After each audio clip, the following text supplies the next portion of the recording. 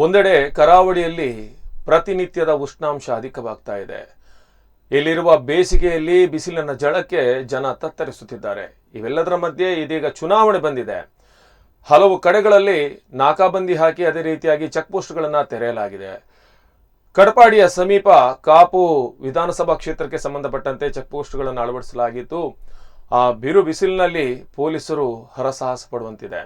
ಇಲ್ಲಿ ಬರುವಂತ ಎಲ್ಲ ವಾಹನಗಳನ್ನ ಕಟ್ಟುನಿಟ್ಟಾಗಿ ತಪಾಸಣೆಗೆ ಒಳಪಡಿಸ್ತಾ ಇದ್ದಾರೆ. ಯಾಕೆಂದ್ರೆ ಈ ಮೂಲಕವಾಗಿ ಕಾರ್ಕಳ ಸಂಪರ್ಕಿಸುವ ರಸ್ತೆ, ಅದೇ ರೀತಿಯಾಗಿ ಉಡುಪಿ ಸಂಪರ್ಕಿಸುವ ರಸ್ತೆ, ಇವೆಲ್ಲದರ ಪ್ರಮುಖ ಜಂಕ್ಷನ್ ಆಗಿರುವಂತಹ ಈ ಒಂದು ಪ್ರದೇಶದಲ್ಲಿ ಪೊಲೀಸರು ಚೆಕ್ ಪೋಸ್ಟ್ ಅನ್ನ ನಿರ್ಮಿಸಿ ಅಲ್ಲಿ ಸಂಚರಿಸುವ ವಾಹನಗಳನ್ನ ತಪಾಸಣೆಗೆ ಒಳಪಡಿಸುತ್ತಿದ್ದಾರೆ.